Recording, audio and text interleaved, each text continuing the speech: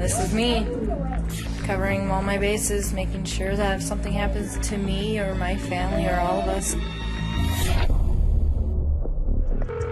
And the phone rang, and the voice on the other end said, "When was the last time you saw Susan?" And I instantly kind of felt like dread. What has happened? 28-year-old Susan Powell was last seen Sunday. It has been 3 days. 4 days and counting. Been missing for a week. Josh had taken the children on a middle-of-the-night camping trip. It was freezing cold. None of this makes any sense. He was like, "Yeah, the kids are here. No, Susan's not with me." And I was like, "Well, where is she?" You know, and he was like, "I don't know." Who were you camping with? My dad and my mom. The children said, "Mommy was in the van but didn't come back with us." Pretty significant thing for a 4-year-old to tell a detective. Susan had often referred to her father-in-law as creepy. Too close. There was Stephen wanting to be interviewed, and he ends up revealing the biggest bombshell. We interacted in a lot of sexual ways because I enjoy doing that. She even goes as far as to say, if I die, it may not be an accident. Okay, go and ask one last question. How am I going to find your wife without your help? It is in Puyallup, Washington, where these two families and these two lives intersect. Josh Powell and Susan Cox.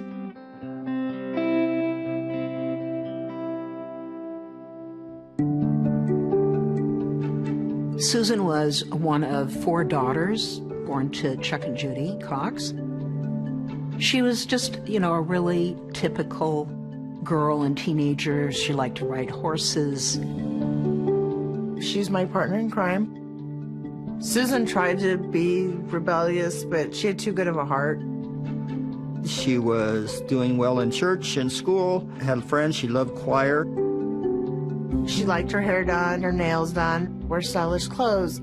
Susan had gone to cosmetology school. She liked to make other people feel good about themselves. She got interested in boys as a teenager. She met Josh when she was 18 at a social event for young Mormons, and he was in his 20s, and she hadn't dated a lot. In the Church of Jesus Christ of Latter-day Saints, if you are unmarried, you can attend a congregation that is for other unmarried individuals. And so Josh and Susan are both kind of circulating in this singles crowd. There are these incredible home movies taken by Josh's dad, which were later released by police, that show the couple's blossoming relationship. You cut that out of the tape, right? When I first met Josh, I guess I thought he was cute. He was very confident, and he thought he could get any girl he wanted. Susan said that he was treating her really well, and he cared about her, and he promised he'd make her happy. Josh Powell was a ambitious, strong-headed, kind of nerdy guy. Just tall, dorky, his head's too big for his shoulders. He just looked awkward. He's got a job, he's got his own place, and he's going to college. It's sounding pretty good. He's going to go to school for business, so he's somebody who is bright when he applies himself. They quickly fell in love. You see pictures of them, they looked to be completely smitten. Josh and Susan's relationship goes from not knowing each other at all in October to being engaged by the end of December. When she told me she was getting married, I wasn't that supportive because she barely knew him. And she just assured me that she's going to be really happy and that he wanted in life what she wanted in life.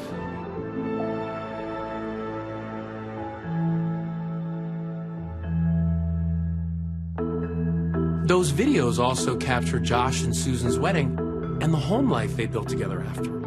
Susan looked very pretty at her wedding. Very traditional, long white dress. So you put the ring in that box and opened it up, put it on. She was very excited to show off Josh and start their lives together. Let's see the ring. Let's see that ring. Hold your hand up, please. It's a young person's love story that quickly becomes dark.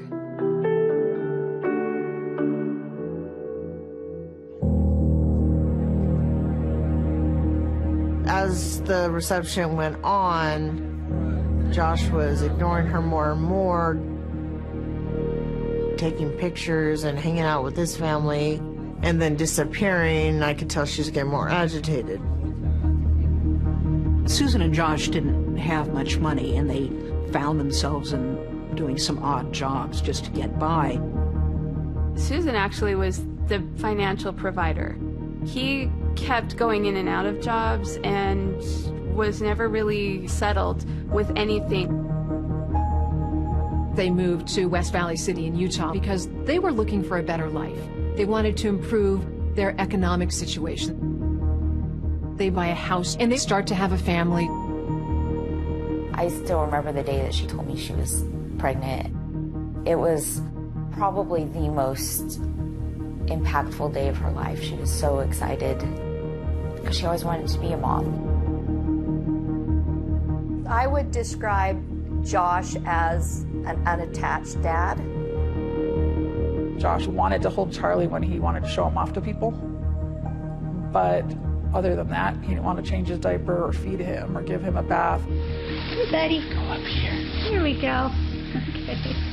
And then they had Braden. And if you look at the family pictures, there is joy and there is sparkle. Yeah. As little boys, they were rambunctious and mischievous and ran around being typical happy little boys. What are you watching? Cars. And Susan loved them more than anything in the world.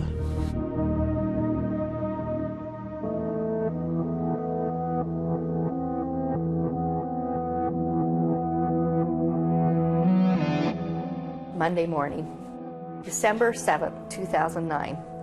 They didn't show up. Debbie Caldwell. She is the daycare provider for Charlie and Braden Powell. And by 7 o'clock, still no Susan. She had to be to work at 7. So that's not like Susan to be late and not call. They don't show up that Monday morning as the snowstorm is coming in, and Debbie Caldwell becomes concerned. Debbie tried to call Susan on the phone, tried to call Josh, couldn't reach anybody. So I got in the van and I went up the street to her house. And as I pulled into her circle, there was no tire tracks in the driveway. So I pounded on the door and I got no answer. So Debbie calls the emergency contact, which is Josh's sister Jennifer Graves and Josh's mom, Terry Powell. The conclusion that we came to was carbon monoxide. They're probably dead in their beds. We ended up calling the police. 911, what is your emergency? My son and his wife and their 2 children are not responding to calls, but they're not responding to people pounding on their door, and there's no tracks coming out of their driveway. We're worried that maybe gas has been left on or something like that. And a couple of officers come out on a welfare check. They determined that the best course of action is to break a window to see whether or not the family is in there. And they said, we'll go in if you'll pay for the window. And so we said, yeah, absolutely. They find evidence that pointed to some unusual circumstances. Why would that be here? That just wasn't a normal thing.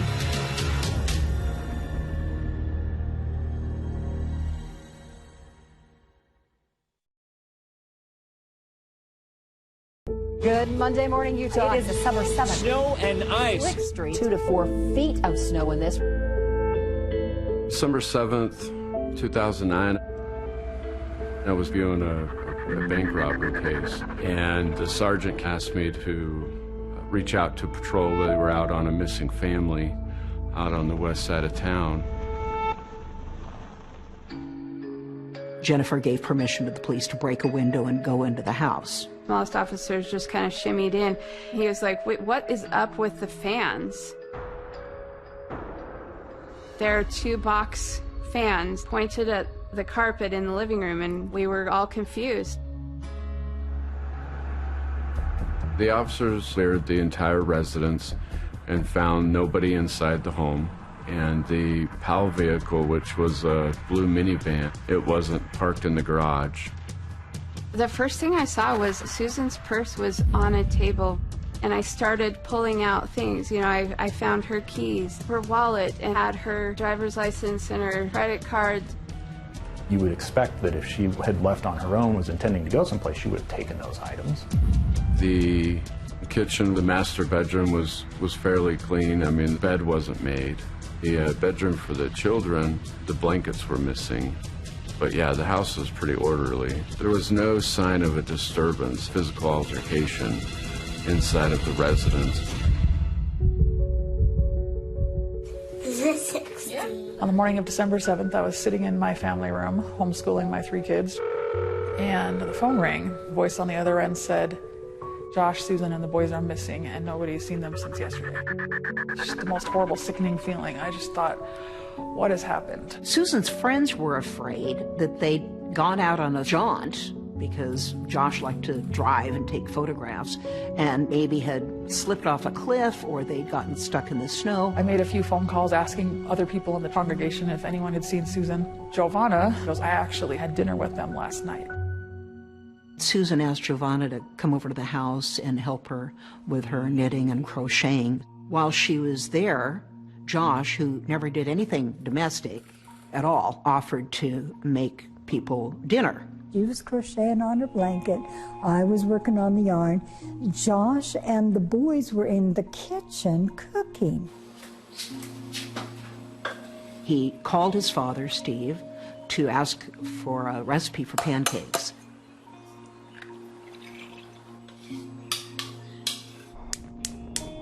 Everything he did was a little bit different routine than anybody else would have. He made them one by one. He took a plate into Giovanna. He took a plate with different pancakes made, obviously, into Susan. He and the boys ate at the table, and he brought our plates into us in the living rooms.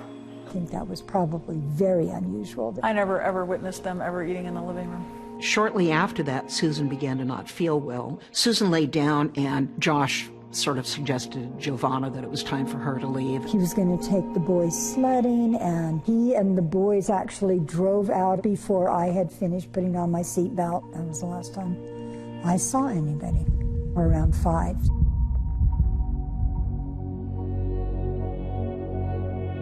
My brother finally called right away, asked about the kids, asked about Susan, and he was like, "Yeah, the kids are here. No, Susan's not with me." And I was like, "Well, where is she?" You know, and he was like, "I don't know. I have no idea. Like, she went to work." Josh drives all the way south to a place called Point of the Mountain, and he places a phone call to Susan's phone. Hello, Susan. We are on our way back, and I can't believe that somehow my brain missed the day. I thought today was Sunday. That was really, really stupid. All right, I'll talk to you later. Okay, bye. We sat there and waited. It was a long time. It was an hour, maybe more. Josh finally showed up at the house. Josh had taken the children on a middle of the night camping trip. It was freezing cold. None of this makes any sense, except to him, he does things spontaneously without any plan. And he took the kids. He said that he left Susan in the house. She was sleeping. We really wanted to talk with Josh, and we wanted to record it. We had Josh follow us to the substation. He was adamant about taking the boys with him. When's the last time you seen her? Probably about midnight of last night. We're finishing up a movie. What movie did you guys watch? Mama. Here you go, Mike. Josh is very evasive, and he uses the kids who are in the room to distract away. He wasn't forthcoming with answers or information, so it was very frustrating. And where did you drive to? Well, I started heading south through Tooele, turned onto the Pony Express. How far down the Pony Express did you go? Not very far. Maybe 20 miles, I don't know. So what did you do once you got there? Hooked up a heater and had a fire for the boys. Josh said they drove to Simpson Springs and had s'mores over a campfire. It's not really very clear exactly what happened that evening and the next morning. We asked him if we could search his minivan, and he agreed. The minivan was full of camping supplies, like there was a tarp, a generator, shovel, graham crackers. During that search of the minivan, where they find Susan's phone hidden in the center console. It's this pink cell phone, clearly not Josh's. And he was kind of like deer in headlights. He just kind of looked at us. In no way did it make any sense. Susan's cell phone is in the van with him. Where the heck was Susan? Detectives talked to Josh and Susan's son, Charlie. There was one particular statement that raised a lot of eyebrows. Who were you camping with? My dad and my mom and my little brother. Dad, your mom, and your brother?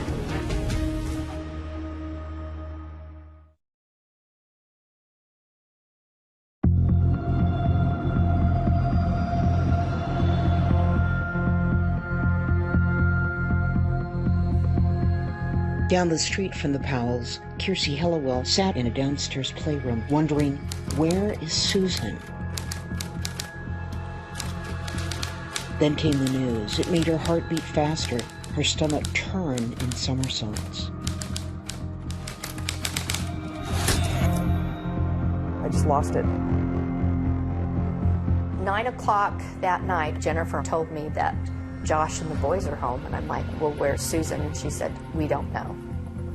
As soon as I heard that he was back and Susan was not with them, I instantly said to myself, what has he done? It became like this game of telephone, where people were passing along these little bits of information, and suddenly a larger story was coming together. He said he was out driving around, he'd gone out camping with the boys. And I'm like, are you a crazy man? It was cold. That is 100% Josh. He did that kind of stuff all the time. But Susan would have never allowed him to ever take the boys out in the winter to the desert in the middle of the night. Never. I never believed his story at all.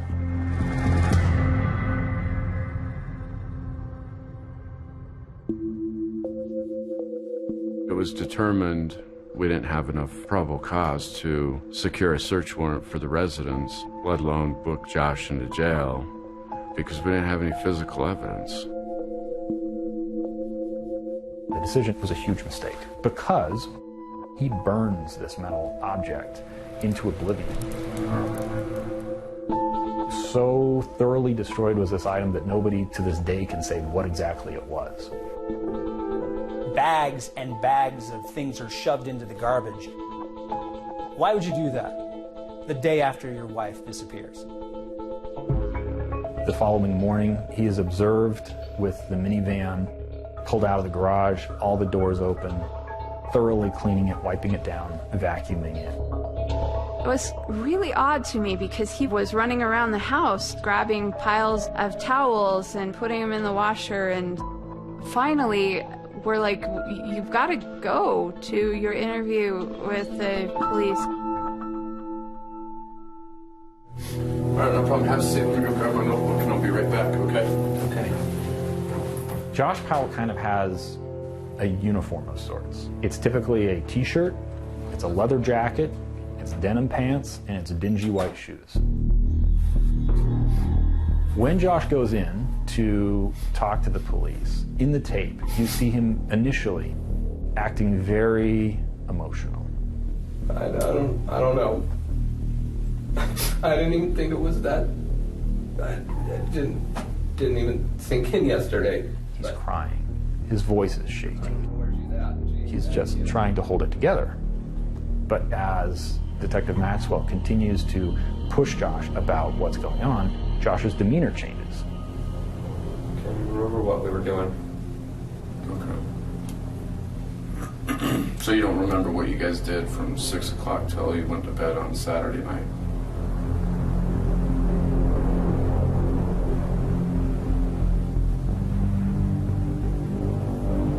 I just don't remember what activity we were doing. Josh is not a participant at all in talking about his missing wife. Shows no urgency in getting out to go look for her. During the day, but... Have you checked any places where she could be? I haven't had much of a chance to do any of that yet. He asks police no questions about what they're doing to find her. Jack, what places should we go check to see if we can find her? CD supply? I don't think she would be there, but she likes them. And he offers no suggestions, really, about where they might look. Okay, let me ask you this before you go. Go ahead and ask one last question. How am I going to find your wife without your help? While I'm interviewing him, another colleague conducted a child forensic interview. Right there. Yeah. Good job. It's got nice lights, huh? Pretty. We went to the Children's Justice Center, and they were able to interview Charlie. Braden really wouldn't talk to them. Okay. Well, what did you do last night? Go camping. You went camping? Who were you camping with? My dad and my mom and my little brother. The children said, Mommy was in the van but didn't come back with us. A pretty significant thing for a 4-year-old to tell a detective. We got in the airplane, and the airplane went to Dinosaur National Park. Oh. You went to an airplane yesterday? Charlie's interview is perplexing because he says a lot of things that don't make much sense. Okay, so Charlie, when you guys came home from camping, who came home with you? My dad And my mom stayed at Dinosaur National Park. My mom stayed where a crystal park. There was one particular statement that raised a lot of eyebrows. Mommy is with the crystals. And how some people interpreted that was that the boys had been with their mom and she was not alive. Your children are telling our detectives that Mom went with you guys last night and that she didn't come back. She did not go with us. They know that she didn't go with us. So your kids lie then? Do your kids lie? Sometimes they do. With children, they're going to go from threads of truth and reality to fantasy. And maybe things that happened long before Mom disappeared, they're still in his memory, and in his mind sort of fuses together. She was not with us. I didn't leave her at the Pony Express. I didn't just take her out and drop her off or even do anything. I do want the lawyer, because at this point, I definitely want the lawyer. Could have I went and booked him into jail? Yeah, I could have. But we wanted to find Susan, so we were putting a GPS tracker on his van. We want him to be out and about and see where he goes. Instead of picking up his van, he went to the airport. He rented a Ford Focus. And he vanishes in that rental car for 18 hours. And when he returns that rental car, it has an additional 807 miles on the odometer. To this day, we don't know where Josh went. Very quickly, the police realized that Josh was lying to them, that he was evasive, and he was not acting like a bereaved husband. When detectives spoke with Susan's friends, there was a very different picture of this marriage.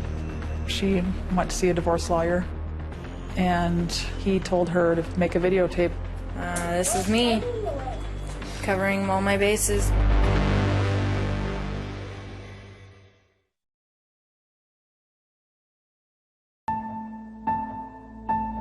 In a developing story, the search continues this morning for a missing wife and mother in West Valley City. We had been hearing some buzz in the community that there was a woman who was missing. 28-year-old Susan Powell was last seen Sunday night, a family dinner with other friends. It has been 3 days. 4 days and counting. Been missing for a week. Utah gets missing persons cases almost every day, so this didn't really stand out as anything out of the normal. ABC4's Brian Carlson is live at the West Valley Police Station tonight. Until you start to hear some of the details unravel. We've learned the search warrants for the Powell's home have now been sealed off. It's strange that he came home with the kids and not her. West Valley City Police calling this one a puzzler. Call it suspicious. Not even a clue. If you see her or know anything, please contact the West Valley Police Department.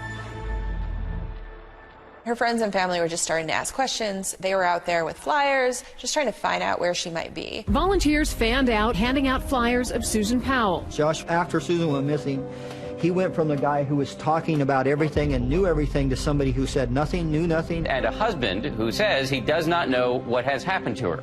We know the answers are out there, and we need those who know where she is and what happened to come forward. I held a candlelight vigil a few days into her disappearance, and Josh came to that late. After the candlelight vigil was over, Josh Powell did show up here in the park with his 2 children, but he quickly left without saying anything. Charlie had come up to me and he was telling me, Debbie, my hands are cold, my hands are cold. And Josh scooped Charlie up and kind of pulled him away like this. And reporters were trying to chase him through the snow and he was walking away from them. You were camping with the boys? I have to go get my boys. There was no point at which Josh ever seemed to even be concerned that Susan was missing. If he wanted to help on the website, he should have detailed a timeline. He never participated in any of the massive, massive efforts that myself and relatives and friends launched to put out flyers in malls and parking lots. He didn't seem like he was engaged at all in what was going on. It seemed like his mind was somewhere else. He spoke very briefly with local media. I've been trying to figure out what I can do so I don't sit idle. I'm dealing with this repeatedly. People were upset that he didn't seem upset that she was missing. And so people thought that's because he's guilty. Josh, will you give us a comment today? Pointing the fingers at Joshua, I don't want to do that.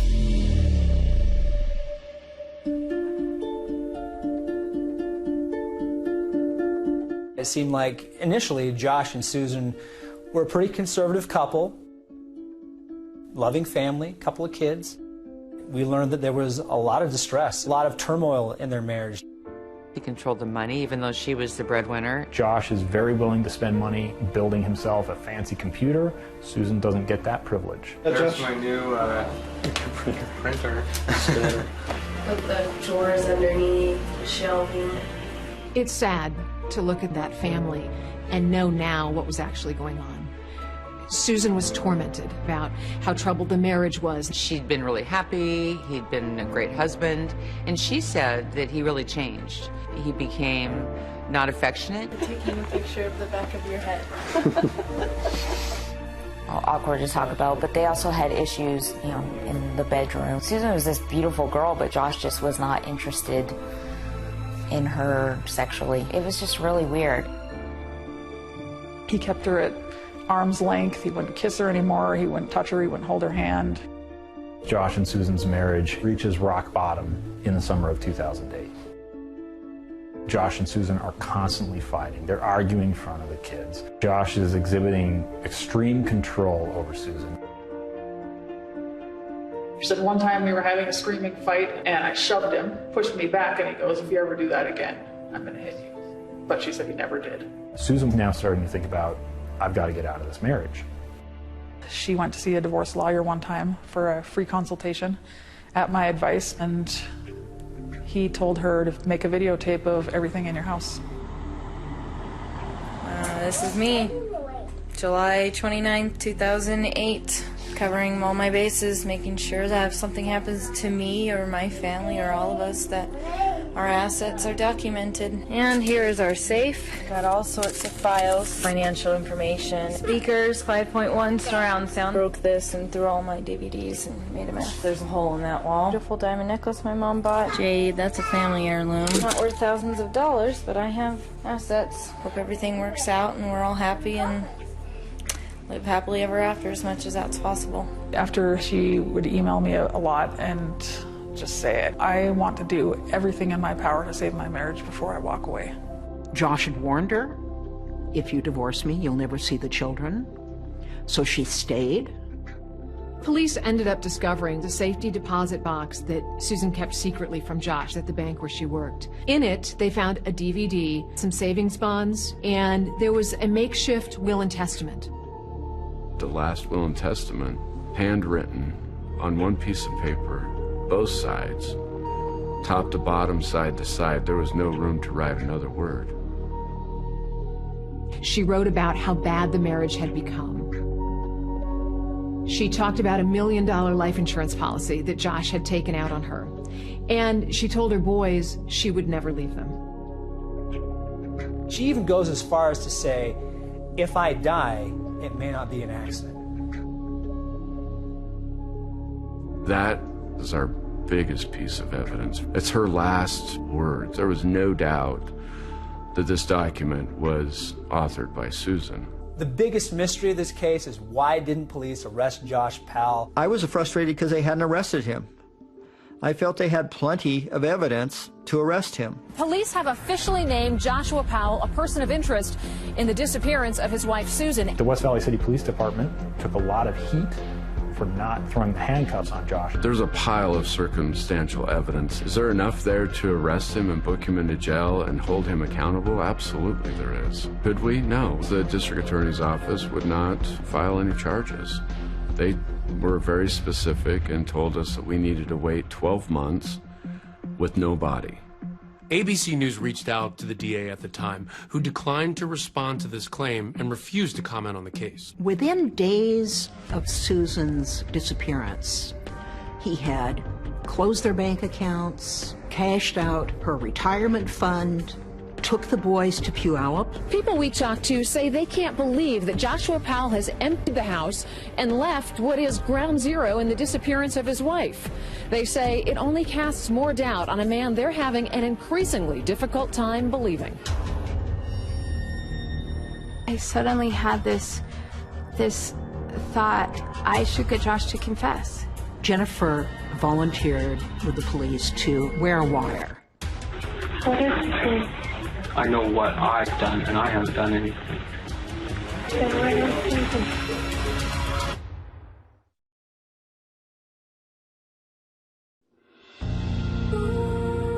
For right now, you just endure and take each day as you can. When Josh told police he took the boys camping in the middle of the night in Utah's West Desert, police started their search there. Detectives are scouring rocky hillsides and abandoned mine tunnels for any signs of Susan Powell. But police for months and months would search these mines, taking K-9 teams. And West Valley police detectives say they plan to survey as many as possible. The most intense part of this search is happening right at the bottom of this hill. Investigators are swarming the high desert. Josh told somebody that the best place to dispose of a body would be in a mine. This is one of those abandoned mine shafts in which detectives went through. Nobody'd ever find him. It's like finding a needle in the haystack. A lot of questions still unanswered at this point. There's a big part of you missing, and you want to know the truth. But the family won't give up hope.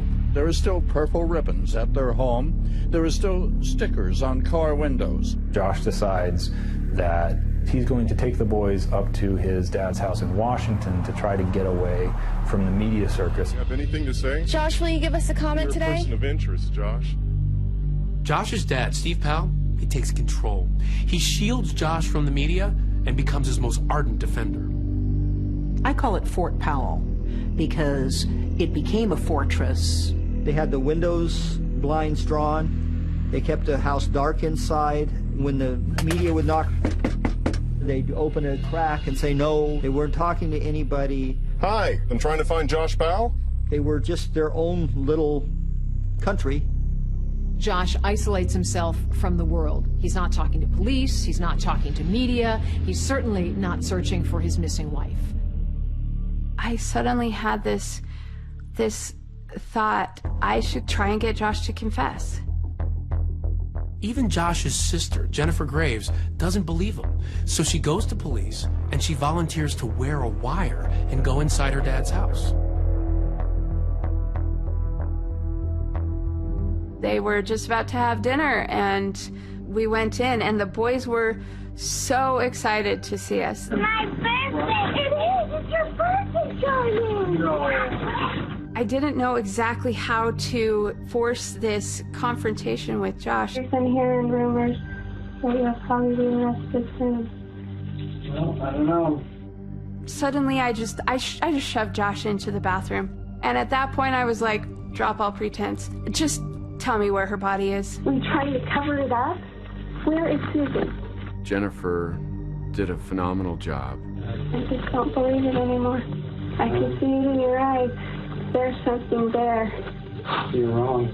Well, like I say, I think you just need to confess now and get it over with. don't be ridiculous. I know what I've done, and I haven't done anything. You told him? I've already told him every fact. I'm not going to violate my attorney's direction. He still wouldn't budge. He still would not give me anything. I was so frustrated. Eventually, Steve kicked Jennifer out of the residence, calling her derogatory names. You are a bitch, is what you are. You talked about your brother and my son that way. I regret not getting the confession, but I don't regret going. This is Good Morning America. And joining us now, Susan's mother and father, Judy. Susan's parents, from the moment she was missing, they were very involved with the press. Suspect your son-in-law, your grandchildren, what they saw. But very quickly, the tone changed. We made a conscious decision. The politeness wasn't working, so we basically called him out. Josh is a desperate person.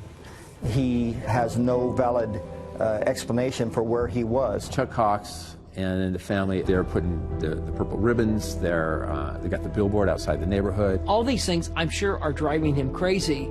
But for 18 months, he sits in isolation and doesn't talk to anybody about it.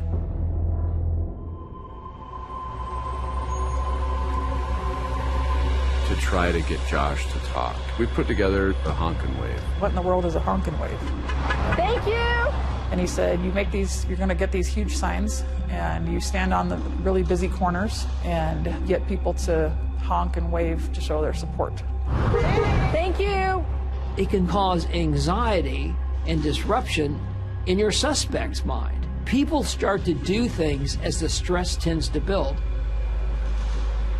They picked a busy street near a store that they knew Steve and Josh shopped at, and Chuck and Judy, others were out there with signs and everything. And there were television cameras there. We're not going to stop looking for her no matter how long it takes. They had these shirts with Susan's face. I think it said, "Have you seen me?" And they had some big posters, and they were waving and balloons and handing out flyers to cars as they went by. Steve pulled by, and the next thing I know, he's stomping over towards me. You can't do this. This is a store that I shop at. The only places where they've passed out flyers about Susan, the only place where they've put up billboards, the only place where they've duct taped flyers to light posts. How is you coming here helping to find Susan? It isn't helping to find Susan. How is your standing at our neighborhood market helping to find Susan, Chuck? An extraordinary, personal, and very public confrontation that erupted in the middle of the search for Susan Powell. Several family members were clashing in front of the cameras. They're all over the media. If somebody has seen her, then they can report to the police. And you're only going to do this. Which other stores are you doing this at, Chuck? It was ugly. It was weird. It was really contentious. I was waiting for the cops to come and haul one of them away. Since you've come out against my family. Then Josh showed up midway into this confrontation on the street corner, and he had the boys in the van with him. Chuck Cox uses my sons as pawns in the media to drive whatever message he is trying to drive. Are you doing okay? Yeah, that's all right. I get a call from Josh. We were telling Josh, okay, are you going to do this interview or not? And he finally said yes.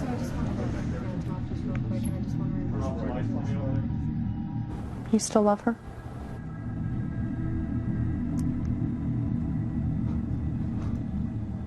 Yeah.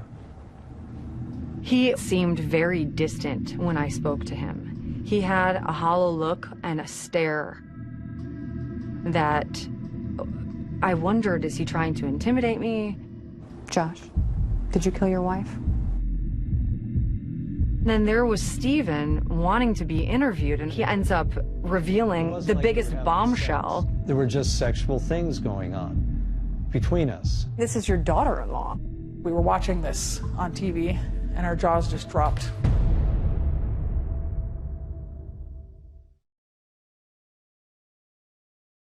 Did you see the birdie? Where? Don't crawl in the dirt, boys. Hope everything works out and we're all happy and live happily ever after as much as that's possible. And I was like, where is she? You know, and he was like, I don't know. I instantly said to myself, what has he done? You have anything to say? Josh, will you give us a comment You're a today? person of interest, Josh. Even his own sister didn't believe him anymore. I just shoved Josh into the bathroom. And at that point, I was like, drop all pretense. Just tell me where her body is. Susan had often referred to her father-in-law as creepy, but she, I don't think, had any idea how creepy the man truly was. I can love you in a secret way. We can't talk about Susan or camping. I always keep things as secrets. During that interview, it's very clear that Charlie has been coached. He looked more and more like a psychopath. He was running out of places to hide. Slams the door in her face and locks it. This is a story you can't write in a Hollywood script. No one would have thought in a million years that's how the story would have ended.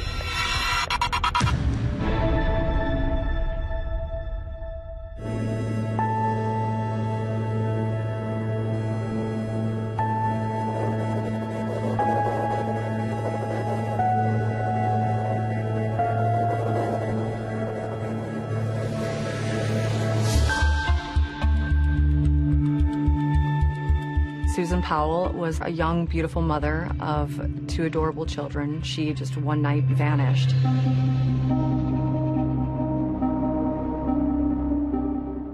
Detectives have named Josh Powell a person of interest in the case. He did some local news, some ambush-style interviews where they would ask him something on the fly. And You were camping with the boys? I have to go get my boys. But he never really sat down and talked about what happened. I'll never forget the first time that I met him. I shook his hand and a chill just like raced up through my spine. I just shook the hand of a killer. Are we rolling? Why talk now? Oh, man. I wanted to come out and say something. People who know me know that I'm a good dad. I was a good husband. I provided for them. Susan also contributed. Nothing he told me during that interview convinced me that he was not part of what happened to her and why she disappeared.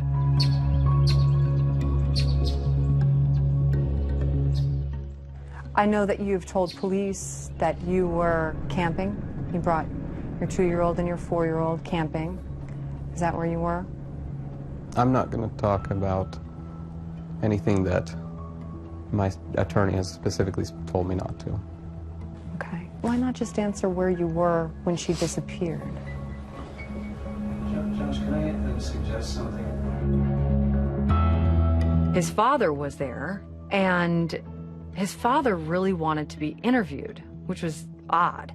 And I had really no desire to interview Stephen Powell at that time, 0. And I just thought, this is such a waste of time. This is pointless.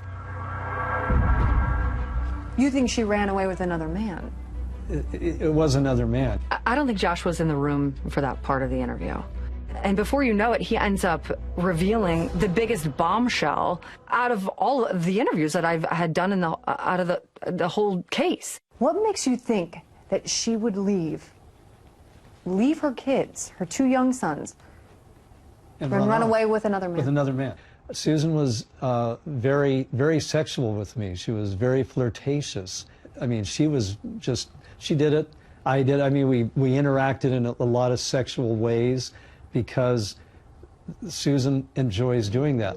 But this is... I enjoy doing that. Why are you telling everyone that? That's not to your benefit, but somehow in my dad's own twisted mind, he thought that that was the greatest strategy to keep the dogs off Josh or something. I don't know. One day we were at an animal park. I was holding Braden in my arms, and I had my hands like this. The part I remember is that Susan came over to take him from me, and instead of just reaching out and grabbing him, she pressed her breasts against my hands, tightly. And she wouldn't let my hands out. And that's nice. It was a cold day, so it was a nice, warm feeling. Give me a break. But he loved to talk about it.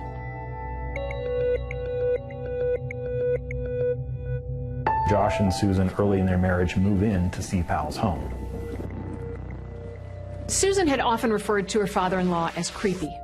But she, I don't think, had any idea how creepy the man truly was. No, I'll do this. And during this period of time, Steve Powell is constantly filming Susan. This is a man who is collecting video for his own perverse gratification. Because Steve Powell is a voyeur. He wrote a number of songs about Susan. Stephen Powell even recorded them and posted them on his website. I can love you in a secret way. I can love you each and every day. He had a pseudonym he used, Steve Chantre. While Josh and Susan were living with my dad, there was a point where she was alone in the car with my dad for a short time while Josh was in the house, and my dad actually hit on her. He has put his camera in the bag on the center console and left it recording. And so the audio of this conversation is captured. I've really fallen in love with you. You know, for the last year and a half, you're about the only thing I can think about. And just, for example, when we were sitting on the couch, it just felt like you were very, you know, I mean, I was extremely aroused, and I think you were somewhat aroused, at least I thought. I don't know where you're going with this. That audio was an opportunity to hear Susan in her own voice, telling Steve in no uncertain terms she was not interested. I'm kind of meaning to talk to you about this, because I realized the last time I came over and that my own father doesn't kiss me and you kiss me, and I didn't like that.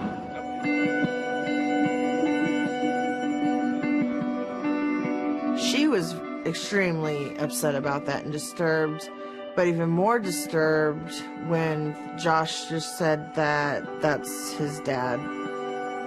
I mean, he was obsessed with Susan. He was absolutely obsessed, and he wanted to talk about it. To me, this was the headline. And it also put a target on Stephen's back. And maybe he had something to do with this. The focus was less on Josh, and it shifted straight to Josh's father, because it was so creepy.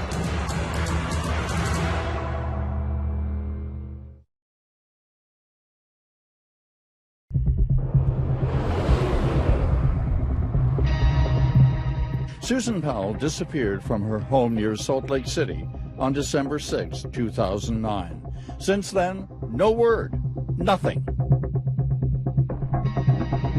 The Powells, they had this entire campaign of their own, and it was to make Susan look bad. It was to make her look like she was promiscuous, like she was looking to leave the marriage and abandon her children. Susan Cox kept a diary, a secret diary. Let's stay focused on the journals, okay? Because I think that's very interesting. I believe that Susan had a liaison with somebody who disappeared the same week she did. She was very open sexually, and when I read her journals, it's clear that most of the relationships she got into with males were ones that she initiated. Basically, Josh and Stephen, on their own stupidity, were telling, hey, this is, you know, the Holy Grail. This is telling us where Susan is. This is telling us how Susan acted. So that gave us the nexus through the judicial system to get into the house. When Josh moved in with his father shortly after his wife's disappearance, he took some things from his Utah home, including Susan's journals. Susan Powell's diaries have taken center stage. According to the search warrant left at the Powell's home, police came looking for 7 very specific diaries, all written by Susan. Diaries that her husband insists will help explain her disappearance. They went through everything in the house, including all of Steve's, files, journals, computers. They also find Steve Powell's collection of voyeur videos. Steve Powell is doing things like sliding mirrors under the bathroom door, attempting to get images of Susan while she's undressed. I love putting her underwear against my face, just smelling her scent. In his walk-in closet, there was a filing cabinet that was locked, and once we got into that, that was kind of like the unwanted treasure that we found. Police say inside Powell's bedroom, they found thousands of images of mostly young girls, many naked, being videotaped without their knowledge. Prosecutors say 2 former neighbors, sisters just 7 and 12, were repeatedly videotaped while bathing. Police said Powell shot from his bedroom window into the neighbor's bathroom window using a telephoto lens. They've looked at Steve Powell, the suspect in Susan's disappearance, and ruled him out, but it's obviously of great concern to detectives as they're scouring through all the material they take out of Steve Powell's home when they see underage neighbor girls undressed on Steve Powell's tapes. Powell entered a plea of not guilty to 14 counts of voyeurism and 1 count of child pornography. Stephen Powell was eventually convicted and sentenced to 5 years in prison for possession of child pornography. It became apparent eventually these boys were at imminent risk of harm. The best part that came out of the search warrant with Steve's house was Child Family Services of Washington stepped in and shared with us that they would take custody of the children.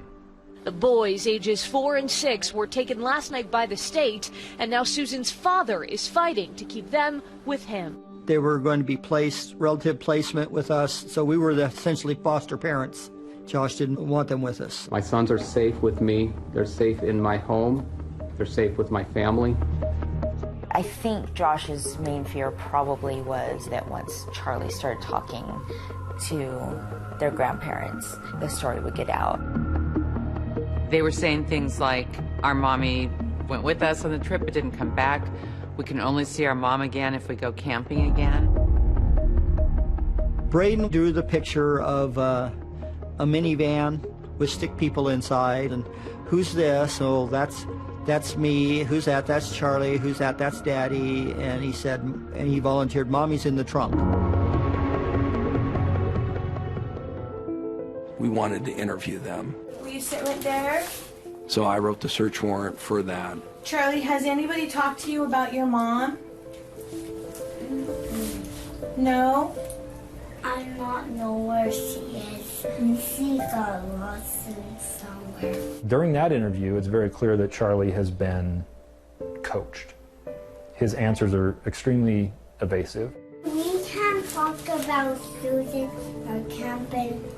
I always keep things as secrets. The only thing we got out of that time was that at one point he said that she went camping, but she didn't come home with them. And then he kind of clammed up after that. I didn't want to talk to you on this long. I mean it on this many minutes. Now I'm done.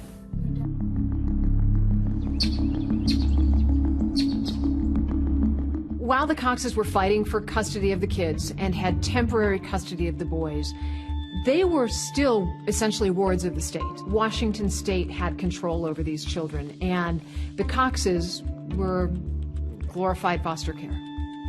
So the boys are living with Grandma and Grandpa, and Josh is getting supervised visitation with the boys.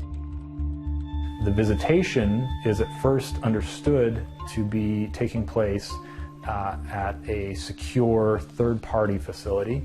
But in short order, Josh takes steps to rent his own house, and he begins pushing the social workers, asking them if they can move visitation to this new house that he's rented, because it's not Steve Powell's house. It shouldn't have the same concerns. I think the boys were ones that originally told me, hey, we got to go to Daddy's house or something, and I went, oh, really? I was concerned about that. They were very excited. They were thrilled about the new house, and they were thrilled about the yard at the new house. I am in their best interest as their father, that I should be raising them. Through December into early January, he was confident that his reunification motion was going to be granted. Who has custody of your kids? Well, that was doomsday for Josh Powell. This is a story you can't write in a Hollywood script. No one would have thought in a million years that's how the story would have ended.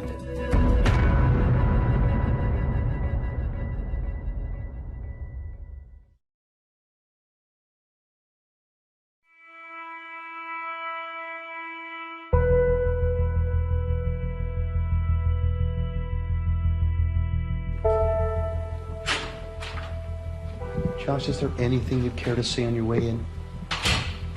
When Josh was fighting for custody of Charlie and Braden, it wasn't about being a father. It was about beating the Coxes. The kids seemed like typical kids to a certain extent, but they were undergoing a lot of stress. I think Josh went into that hearing on February 1st thinking he was going to get his kids back.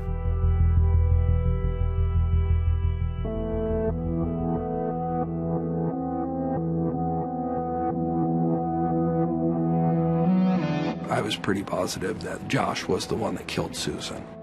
I wanted to keep those boys out of that home as long as possible.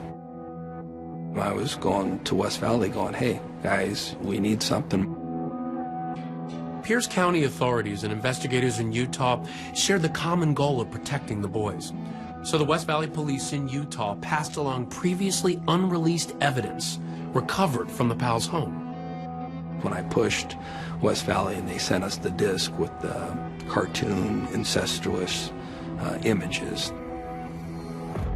The West Valley City Police Department in Utah had found images on a computer taken out of the house in Sarah Circle way back in December of 2009 that were of great concern. They were characters from popular Nickelodeon shows engaged in sexual acts of incest. The evidence was allegedly taken from Josh Powell's Utah home by investigators. They raised very serious questions about Josh's ability to be a safe parent for the boys. He denies ever looking at any kiddie porn. He denies any knowledge about any of these images that had purportedly been taken off of his computers. Illegal images? No. I asked Mr. Long, he saw nothing on there that he believed would be in violation of the law. Bad taste? I'll give you that from what he was describing to me. And that's when the judge ruled that the boys would stay with the Coxes longer.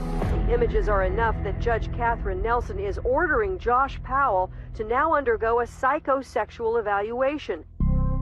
This is an exam where they measure aberrant arousal, so you can't lie.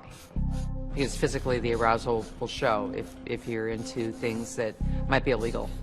He had to take psychosexual evaluation, which is one thing that I know he wouldn't pass, but it included a polygraph. And that means that Josh is going to have to do what he's avoided doing from the very first days after Susan disappeared, which is take a lie detector test. He'd been able to get away with murder, so to speak, for a long time. But a polygraph, I think he was really afraid of. He didn't want to answer all these questions about Susan and how she went missing. He truly had gone down in flames from being pretty sure that he was going to get his kids back. Are you disappointed the kids are going to be coming home with you? I think the error was taken out of him. He looked bad. You just saw his welfare diminish. He looked more and more like a psychopath. He was running out of places to hide, and he was running out of options, and it was tearing him down as a person. The custody hearing between Chuck and Josh essentially was put on pause. That was on February 1st. We know then that Josh spent the next 4 days preparing. We know that he transferred some of his finances. He gathered up some of the boys' things and toys, took them to Salvation Army and Goodwill. He bought 5-gallon gas cans and went and filled them with gas. I said, look, I am afraid Josh is backed into a corner with the psychosexual and the polygraph. He knows there's no way he's going to beat those.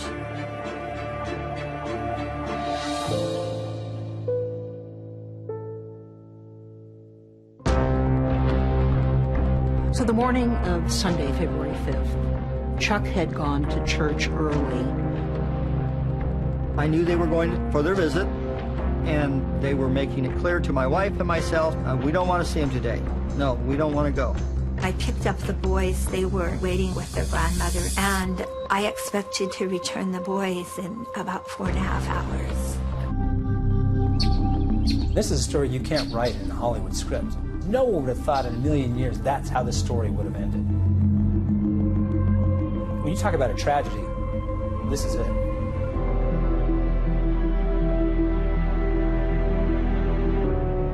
For the morning of Sunday, February 5th, Elizabeth Griffin Hall arrived at the rental house, parked out front, and as children do, Charlie and Braden got out of their car seats. They rushed to the front door, which is what they always did. I was 1 or 2 steps in back of them. The kids just rushed in. I saw Josh for just 1 second. His eyes caught mine, and he had a look in his eyes. She looks him straight in the face. He slams the door in her face and locks it. I knocked and I knocked and I rang the doorbell and I started yelling at it, Josh, let me in. And I heard him say, Charlie, I've got a big surprise for you. And immediately she smelled gasoline, and she knew it was an emergency situation. I'm on a supervised visitation for a court-ordered visit, and something really weird has happened. I think I need help right away. He looked right at me and closed the door. All right, we'll have somebody look for you there. Okay, how long will it be? I don't know, ma'am. They have to respond to emergency, life-threatening situations first. The first available deputy. Well, this could be life-threatening. He went to court on Wednesday, and he didn't get his kids back.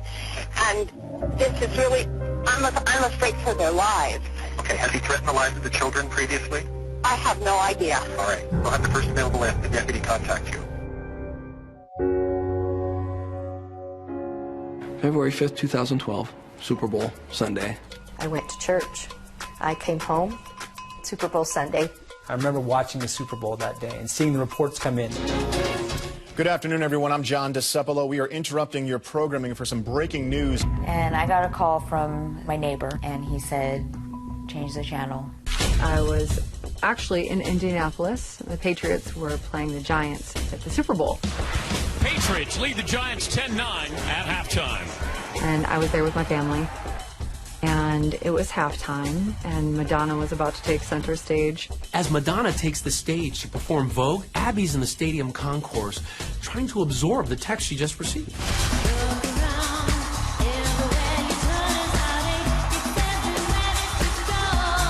I get a text, pops up on my phone. There has been a fatal explosion at the home of... Oh my God, and I thought like natural gas or something, and they said they found 3 bodies. There's a fire, the house exploded, and we're hearing that Josh and Charlie and Braden were inside. This can't be, this can't be. And I thought, no, that can't be real. I would have heard something. And I called Susan's father, and I said, Chuck, is it true? Chuck, is it true? Is it true? He said, yes. And I didn't even say goodbye. I just hung up the phone and started crying. Went and talked to his sergeant or whatever. He said, yeah, they're there, and they're dead. Honestly, I wasn't surprised. And the actions that he made after she went missing, I never underestimated him. And then to find out the details. Found the hatchet, the boys, in one of the gas cans. And then after he had incapacitated them. He arranged them on the floor next to each other and poured gasoline on and around them and around the house. And then he sat on a gas can and lit a match, and they were still alive. Police say there's clear evidence Josh planned out this house explosion and meant to kill himself and his children.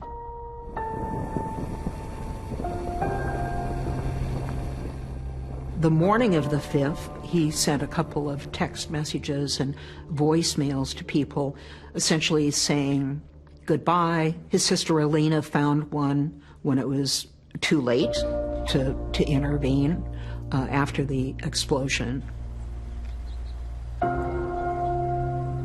What did he say? I think he said, "Hello, this is Josh." I am not able to live without my son, and I'm not able to go on anymore. I'm sorry to everyone. He had lost. You know, he used the axe first, and to find out that he said to them, you know, I have a surprise for you. Any little bit of doubt that anyone could have possibly had that Josh killed Susan had to have gone out the window. The fact that he could have done that to his kids. This wasn't tragic. I don't know anything else I could have done. And they're still dead.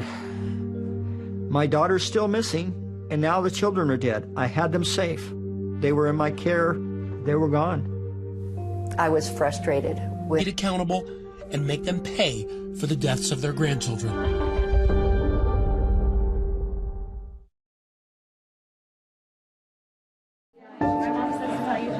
You cut that out of the tape, right? Hey, Braden. Hold still. That's the saddest part, is you look at photos of Josh and Susan, Charlie and Braden, and you think about what could have been. Those boys deserve to grow up, and they never got the chance. We've been robbed of 3 precious lives, and it's just unthinkable that the same person did it.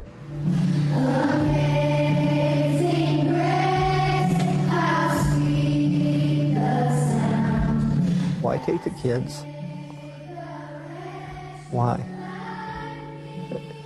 It makes absolutely no sense. My worst nightmare had just happened. But I went from praying that somehow Susan was alive to praying now that she was dead so that she could greet her boys in heaven. Flowers, balloons, and stuffed animals offered in memory of Charlie and Braden Powell. Why would he go through so much to get custody of the boys only to murder them?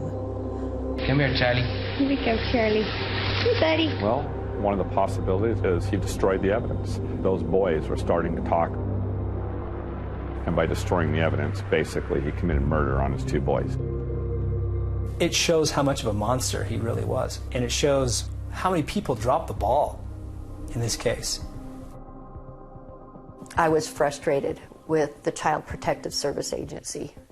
Why would they put this single woman in charge of these boys and send her into the lion's den? It made no sense to me. I wanted to get the kid. I did what she could. She did everything right. There's no blame on her at all. Anybody puts any blame on her, it's misdirected. The Coxes have filed a lawsuit against the state of Washington on behalf of Braden and Charlie. It's a wrongful death lawsuit, and their position is that the state of Washington put Josh's parental rights before the welfare of these boys. The Cox family lawsuit didn't include Elizabeth Griffin Hall or any other individuals as defendants. The fact is, she was not the one that made the decision for this to be in the home. So to a certain extent, she's lucky she's alive, and she's, I think, a victim in a lot of ways too. They filed this lawsuit, $35 million for Braden blown up. Everybody? You have a civil case against the state that started in February, was disrupted because of COVID-19. Please now give your attention to Mr. Buck as he presents the plaintiff's final argument. It is out of the state's failure to live up to their own primary directive of assuring the safety of the children that this tragedy was born. What was the place that had the least protection? Josh Powell's home. What about the level of risk? Then the state learned of the boy's statements.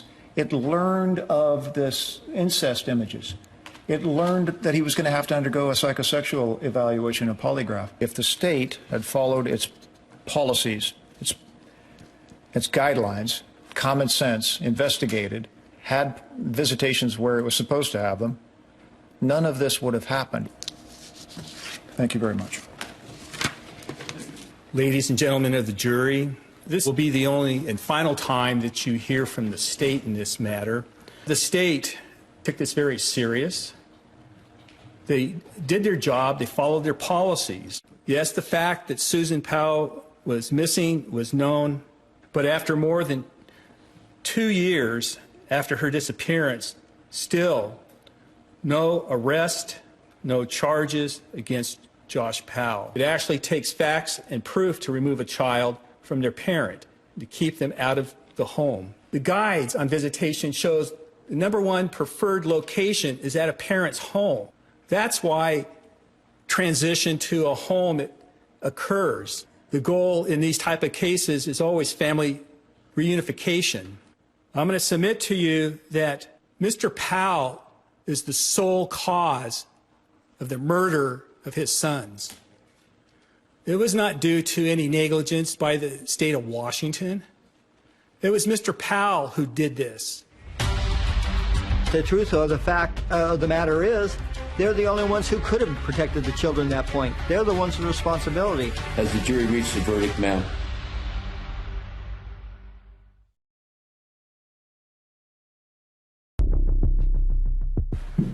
All please rise. Please be seated. Court is reconvened. Has the jury reached a verdict, ma'am? If it pleases the court, we have. Was the state of Washington negligent? Answer, yes. What do you find plaintiff Charles Powell's total amount of damages? $57,500,000.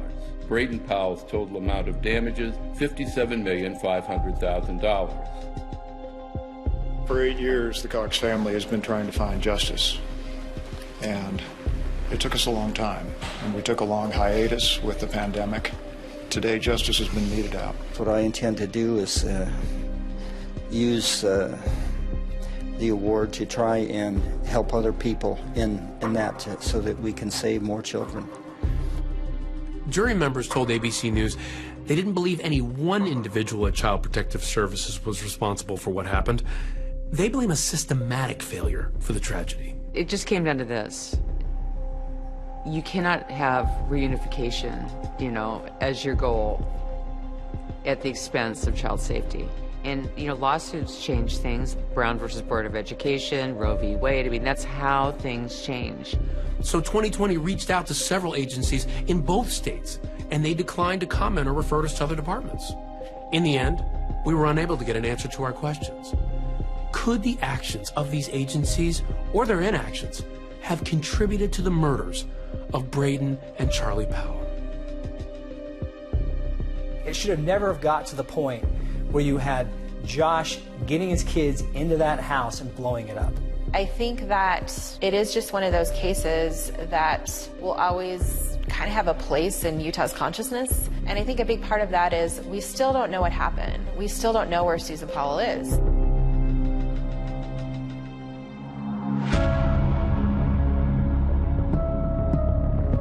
Does everyone believe that he harmed his wife? The answer is yes. That's what everyone believes. But what you believe and what you can prove are two different things. Josh's actions are definitely an admission of guilt. She's gonna divorce him. If he can't have her, nobody will. So he kidnaps Susan and most likely murders her and disposes of her body. Where? Nobody knows. The last that she was seen and heard from was her...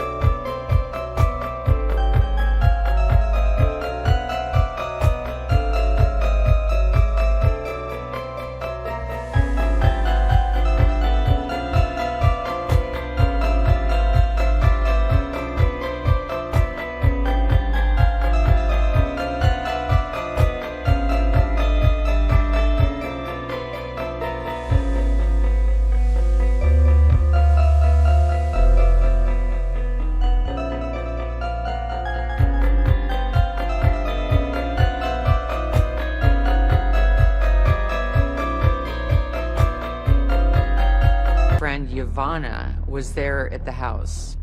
And Josh, who never cooked, made pancakes for dinner. People think he poisoned her, of course, because he made them separate. She felt sick and sleepy. Giovanna Owings saw that, and then she's never heard from again. I know there are 10,000 abandoned mines in Utah. That's a lot of places where you can dump a body. There's so many theories, I don't know which one it is, but I guarantee you. Susan Cox Powell did not leave that home willingly at midnight to go camping. This was a family that was not known to the West Valley City, Utah Police Department. They had never been called to the house. But in other ways, Josh was just a classic abuser. He was controlling.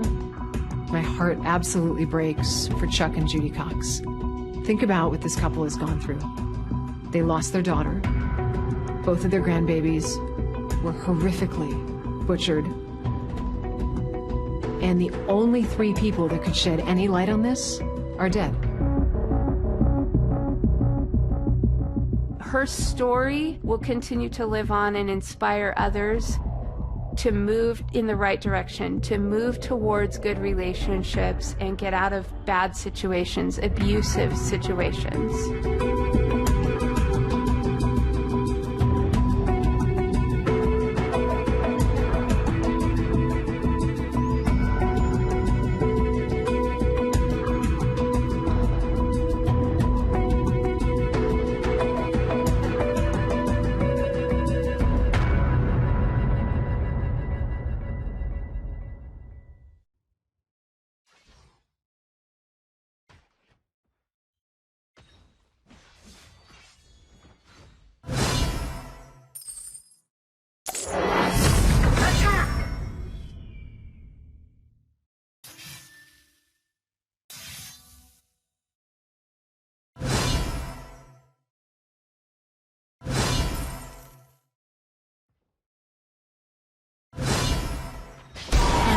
Has been defeated.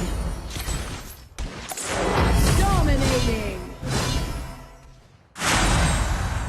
An ally has been defeated. You have defeated an enemy. An enemy has been defeated.